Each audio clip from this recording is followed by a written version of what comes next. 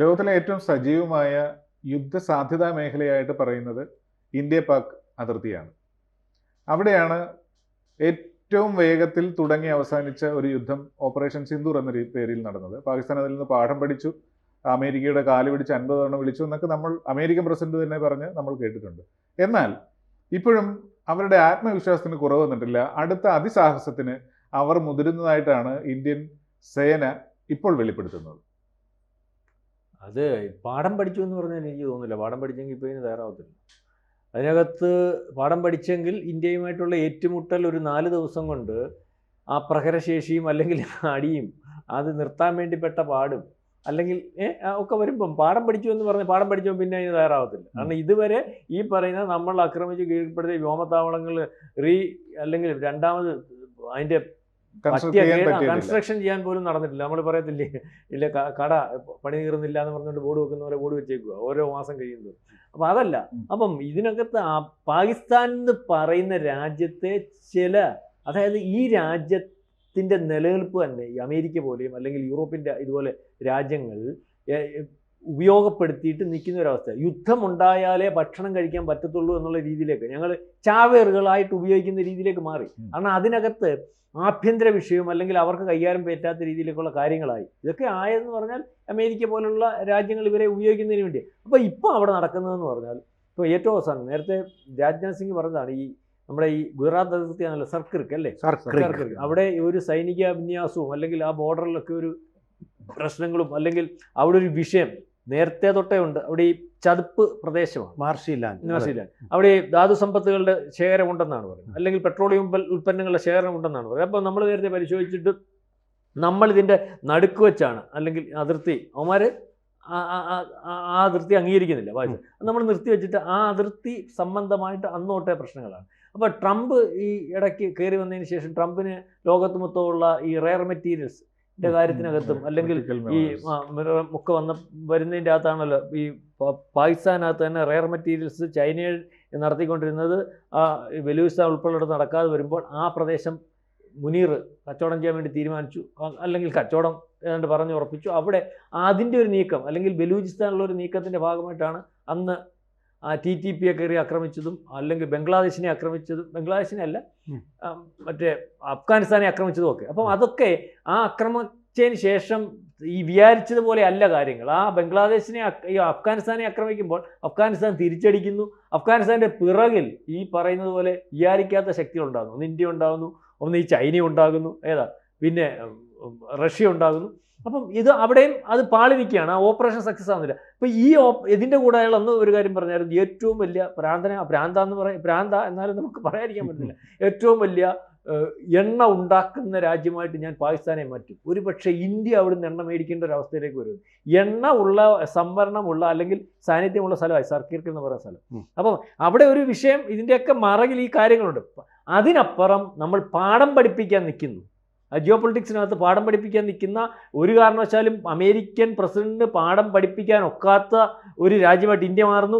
India follow up ചെയ്തിട്ട് അമേരിക്കയുടെ പഴയ തിട്ടൂരങ്ങൾ ലോകത്തുടനീളം വർക്കൗട്ട് ആവാത്ത ഒരു അവസ്ഥയിലേക്ക് വരുന്നു. ഇന്ത്യക്ക് അങ്ങനെയൊക്കെയാണെങ്കിൽ ഞങ്ങൾക്ക് എങ്ങനെ രാഷ്ട്രീയ ഉൾപ്പെടെ ചോദിക്കുന്നത്, ഇന്ത്യക്കുള്ള നട്ടലല്ലേ നമുക്കില്ലാത്തതല്ലേ ഈ പ്രശ്നം വരുന്നത്. അങ്ങനെ ലോകത്ത് GCC രാജ്യങ്ങൾക്കകത്തും അല്ലെങ്കിൽ എല്ലായിടത്തും ഇന്ത്യയുടെ ഈ ഒരു നിപ്പ്, അല്ലെങ്കിൽ അമേരിക്ക ആയാലും ആരായാലും ഞങ്ങൾക്ക് ഞങ്ങളുടെ തീരുമാനമുണ്ട്, ഞങ്ങളുടെ താല്പര്യങ്ങളുണ്ട്, അതിനെ വിട്ടുകൊണ്ടൊരു കാര്യവുമില്ല. അപ്പോൾ ഇത് അമേരിക്കൻ പ്രസിഡന്റിന് പല പ്രശ്നങ്ങൾ. ഏറ്റവും അവസാനം തന്നെ ഇപ്പം തന്നെ 500% വെൻസുലയുടെ വിഷയം, അതിന് ശേഷം ഗ്രീൻലാൻഡിൻ്റെ വിഷയമൊക്കെ കഴിഞ്ഞപ്പം ഇറാൻ്റെ പ്രശ്നം കഴിഞ്ഞപ്പോഴും 500% താരിഫ് ഏർപ്പെടുത്തുമെന്ന് പറഞ്ഞില്ല. അതിനുശേഷം ഇറാനുമായിട്ട് ബന്ധമുള്ള ഇപ്പൊ ഇറാനുമായിട്ട് ബന്ധപ്പെട്ടിരിക്കുന്നവരുടെ പേര് താരിഫ്. അപ്പം അതും നമ്മളെയാണ് ഉദ്ദേശിക്കുന്നത്. ജഗതി ഒരു സിനിമയ്ക്കകത്ത് പറഞ്ഞത് നമ്മളെ മാത്രമാണെന്ന്. അപ്പം അതിനകത്ത് ഇപ്പം ഇവിടെ ഈ ഒരു ജിയോ പൊളിറ്റിക്സിൽ വേറൊരു കാരണം കൂടിയുണ്ട്. അപ്പോൾ കഴിഞ്ഞ ദിവസം ഈ സർക്കിർക്കിൽ ഇതിൻ്റെ ഒരുക്കത്തിൻ്റെ കൂടെ ഒരു കാര്യം കൂടെ പറയണം. മസൂദ് അൻസർ എന്ന് പറഞ്ഞു എൻ്റെ കയ്യിൽ 1000 ചാവേറായിരിക്കുന്നു, ഏത് സമയം ഇന്ത്യക്കകത്ത് കയറും. അതിനകത്ത് 52-60 വിദേശ ചാവേറുകളും ഉണ്ട്. അവർക്കൊന്നും വേണ്ട, രക്തസാക്ഷിയായാൽ മതി. അപ്പോൾ ഇന്ത്യയിലേക്ക് കടത്തിവിടും. അപ്പോൾ കഴിഞ്ഞ ദിവസം ഈ ഡ്രോൺ പറത്തി ഓർമ്മയുണ്ടോ, ജമ്മു കാശ്മീർ ഏരിയയിൽ നമ്മുടെ 5 ഡ്രോണുകൾ വന്ന് വെടിവെച്ചിട്ട്.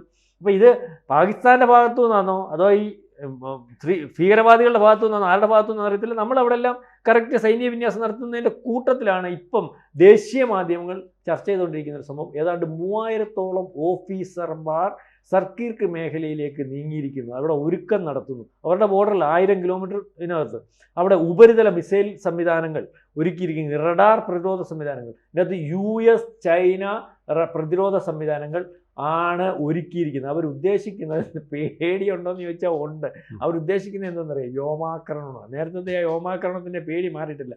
ബ്രഹ്മോസിൻ്റെ മൂളൽ ഇപ്പോഴും മുനീറിൻ്റെ ചെവിയിലുണ്ട് കേട്ടോ.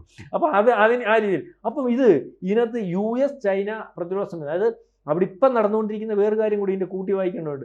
സംയുക്ത സൈനിക അഭ്യാസം നടക്കുക, അമേരിക്കയും പാകിസ്ഥാൻ പട്ടാളും. അപ്പം ഇതിൻ്റെ പുറകിലെല്ലാം അമേരിക്കയുടെ രഹസ്യമായ നീക്കമുണ്ട്.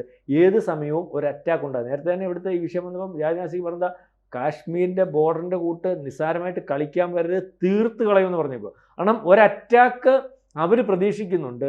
ഈ അറ്റാക്കിൻ്റെ മറകിൽ ഇപ്പോഴത്തെ ജിയോ പൊളിറ്റിക്സിനകത്ത് വെൻസുലയിൽ കയറി ഗ്രീൻലാൻഡ് പിടിച്ചുകൊണ്ട് പോയി, ഗ്രീൻലാൻഡ് പിടിക്കുമെന്ന് പറയുന്നു.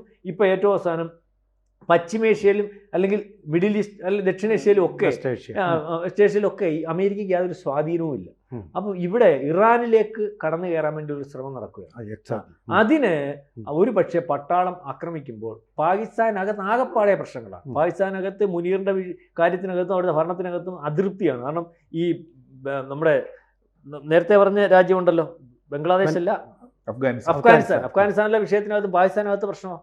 കാരണം അവിടുത്തെ ഈ മേലധ്യ അല്ലെങ്കിൽ മതത്തിന് നമ്മൾ ഒരു ജാതിയല്ലേ, അല്ലെങ്കിൽ മതമേലധ്യക്ഷന്മാരല്ലേ ഭരിക്കുന്ന, അവരെ എന്തിനു ഉപദ്രവിക്കുന്നു എന്നുള്ള രീതിയിലേക്ക് അതിനകത്ത് പ്രശ്നങ്ങളുണ്ട്. ഇതേ പ്രശ്നം ഇറാനകത്ത് ആക്രമിച്ചാലും വരും. അമേരിക്ക ആക്രമിച്ചാൽ ഈ അമേരിക്കയുടെ കൂടെ നിങ്ങളെന്തിനാണ് നിൽക്കുന്നു എന്നുള്ള രീതി, അതിനെ മറപറ്റണമെങ്കിൽ ആകെയുള്ള മാർഗ്ഗം എന്ന് പറഞ്ഞാൽ ഇന്ത്യ ആക്രമിക്കണം, ഇന്ത്യയുമായിട്ടൊരു പ്രശ്നം ഉണ്ടാകും. ഇന്ത്യയുമായിട്ട് അടിക്കാൻ വന്നാൽ അവർക്ക് അടി കിട്ടുമെന്നുള്ള കാര്യം ശരിയാണ്. അതൊന്നും മുനീറിൻ്റെ വിഷയമല്ലല്ലോ. മുനീറിന് വാരിക്കെട്ടി പെണ്ണും പിള്ളേം കൊണ്ട് ലണ്ടനിൽ പോയാൽ മതി, മനസ്സിലല്ലേ? അവിടത്തുകാരൻ എന്തെങ്കിലും കിടന്ന് അനുഭവിച്ചാലൊന്നും പ്രശ്നം. അപ്പോൾ ആ രീതിയിലേക്കുള്ള ഒരു നീക്കം ഇതിൻ്റെ പിറകിലുണ്ടോ എന്ന് സംശയിക്കുന്നുണ്ട്. ഏതായാലും അടി ഉറപ്പായിട്ടും അല്ലെങ്കിൽ അടിക്കാൻ പ്രശ്നം ഉണ്ടാക്കാൻ തയ്യാറായി പാകിസ്ഥാൻ നിൽക്കുന്നു. അതിൻ്റെ പിറകിൽ അമേരിക്ക തന്നെയാണ്. അമേരിക്ക ഉണ്ടെന്നുള്ള ഉറപ്പാണ്. അസീം മുനീർ 2-3 വട്ടം അവിടെ കൊണ്ടുപോയി നല്ല ഹെവി ഡിന്നറും ഒക്കെ കൊടുത്തു കഴിഞ്ഞ് ആ തകർന്ന് തരിപ്പണമായ അസീം മുനീർ ഒന്ന് ഉണർന്നു, എല്ലിനിടെ കുത്തുകയറി. അപ്പോൾ ഇന്ത്യയുമായിട്ടൊരു ഗുസ്തിയാവാം എന്ന് മാത്രമല്ല, അദ്ദേഹത്തിനെ ഫീൽഡ് മാർഷലായിട്ട് തന്നെ പ്രൊമോട്ട് ചെയ്തല്ലോ. അപ്പോൾ അവിടുത്തെ ആണവ ബട്ടൺ ഉപയോഗിക്കുന്ന ഇയാളായിരിക്കും. ഇയാൾക്ക് മുമ്പേ അവിടുത്തെ ഭീകരവാദികളത് ഉപയോഗിക്കുക, അത് വേറെ കാര്യം, അത് നമുക്ക് കാണാൻ പോകുന്നതേ ഉള്ളൂ. അപ്പോൾ ഇപ്പോൾ സംഭവിച്ചിരിക്കുന്ന ഭീകരവാദികൾ അഴിഞ്ഞാട്ടമാണ് നടക്കുന്നത്.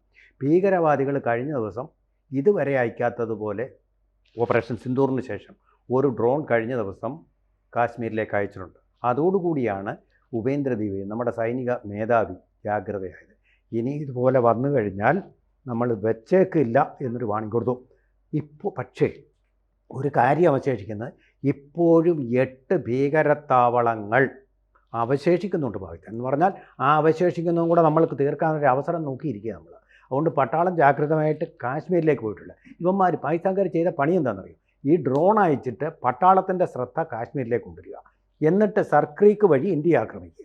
ഇതായിരുന്നു അവരുടെ പരിപാടി. അമേരിക്കയുടെ സഹായം കൊണ്ട് അമേരിക്ക പറയും ഇതോടെ ഞങ്ങൾ ഖനനത്തിന് വന്നതെന്ന് പറയും. യുദ്ധത്തിന് വന്നതെന്ന് പറയാൻ പറ്റില്ല. കാരണം അവരിപ്പോൾ പുതിയ അംബാസഡറൊക്കെ അയച്ച് ഇപ്പോൾ നമ്മുടെ ഈ വാണിജ്യ ചർച്ചകളൊക്കെ നടത്തി നമ്മളെ ഒന്ന് സൂചിപ്പിച്ച് വെച്ചിരിക്കുക. അപ്പോൾ അങ്ങനെ പറയത്തില്ല, ഞങ്ങൾ എണ്ണ ഖനനത്തിന് വന്നു, അത്രയൊന്നുമല്ല. സൈനികമായിട്ടുള്ള മോട്ടിവേഷനുണ്ട്. അപ്പോൾ എണ്ണ കിട്ടുവാണെങ്കിൽ അത് കൊണ്ടുപോവുകയും ചെയ്യാം, ഇന്ത്യക്ക് ഇട്ട് പാകിസ്ഥാനെ സൂചിപ്പിക്കാൻ ഒരു അടിയും കൊടുക്കാമെന്നുള്ളതാണ്. ഇതിനു മുമ്പ് തന്നെ, മാസങ്ങൾക്ക് മുമ്പ് തന്നെ നമ്മുടെ പ്രതിരോധ മന്ത്രി രാജ്നാഥ് സിംഗ് ഇത് കണ്ടിരുന്നു. അദ്ദേഹം നേരെ സർക്രീക്കിലേക്ക് പോയിട്ട് പാകിസ്ഥാനോട് ഒരു കാര്യം പറഞ്ഞു, ഇനി സർക്രീക്കിലൂടെ എങ്ങാനും കയറാൻ ശ്രമിച്ചാൽ നിങ്ങൾക്ക് കാശ്മീരിൽ കൂടെ കയറാൻ ശ്രമിച്ചതിനേക്കാൾ, പഹൽഗാമിൽ അതിൽ കൂടെ കയറാൻ ശ്രമിച്ചതിൻ്റെ കനത്ത പ്രഹരമായിരിക്കും ഇനി കിട്ടാൻ പോകുന്നത് എന്ന് പറഞ്ഞു കഴിഞ്ഞാൽ, നമ്മളൊരു കാര്യം മനസ്സിലാക്കണം.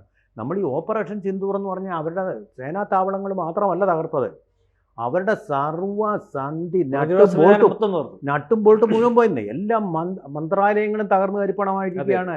അവർക്ക് ആകെ ഇപ്പോൾ ഒരു ആണവ ബോംബ്. അത് കണ്ടുകൊണ്ടാണ് സൗദി അറേബ്യ അവരുമായിട്ടൊരു പ്രതിരോധ കരാർ ഒപ്പിട്ടിരിക്കുന്നത്. പക്ഷേ അതുപോലും പൊളിയാണെന്ന് ഇപ്പം നമ്മുടെ പ്രധാനമന്ത്രി നരേന്ദ്രമോദിക്ക് മനസ്സിലായി. ഇത് കാണിച്ച് ഇനിയും ഞങ്ങളെ വരുത്തണ്ട എന്ന് അദ്ദേഹം പറഞ്ഞു.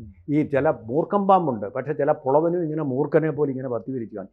അത്രയേ ഉള്ളൂ. ഇനി ഒരു കൊട്ടും കൂടെ തന്നാൽ അതങ്ങ് തീർക്കാവുന്നേ ഉള്ളൂ. എന്നാൽ പിന്നെ അവരെ ആക്രമിക്കട്ടെന്നാണ് ഞാൻ പറയുന്നത്. സർക്രീക്കിൽ അവിടെ അമേരിക്കയ്ക്ക് വലിയ താല്പര്യങ്ങളുണ്ട്.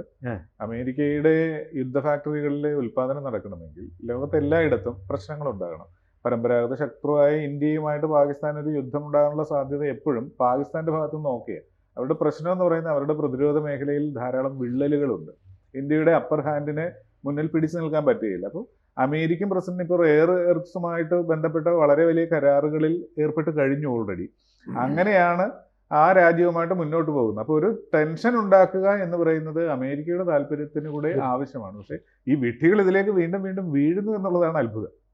അത് ഇത് ദീപം നമ്മൾ വണ്ടുകൾ പറന്നു വരത്തില്ലേ ദീപത്തിൽ വീഴാൻ വേണ്ടി, അത് എത്രയോ തവണ വീണ് മരിച്ചു കഴിഞ്ഞാലും അടുത്ത വണ്ട് വരും അല്ലേ. കൊതുക് വന്നാൽ നമ്മൾ അടിച്ചു കൊല്ലും അല്ലേ, കൊതുക് വീണ്ടും വന്നുകൊണ്ടിരിക്കും. അത് അങ്ങനെയാണ് ഈ ചോര എന്ന് പറയുന്നത് വലിയൊരു കൗതുകമായി തീവ്രവാദികൾക്കെല്ലാം. ഇന്ത്യയെ ബ്ലീഡ് ചെയ്യണം എന്നുള്ളതാണ് അവരുടെ ആഗ്രഹം, അല്ല നന്നാവണമെന്ന് അവർക്ക് ആഗ്രഹം അവർക്കില്ല. അവർക്ക് ഇവിടെ അല്ലല്ലോ ചെയ്യുന്നു. അതെ, വീരസ്വർഗം ഹൂതി എന്താ പറയുക, ഹൂറികൾ ഉള്ളു.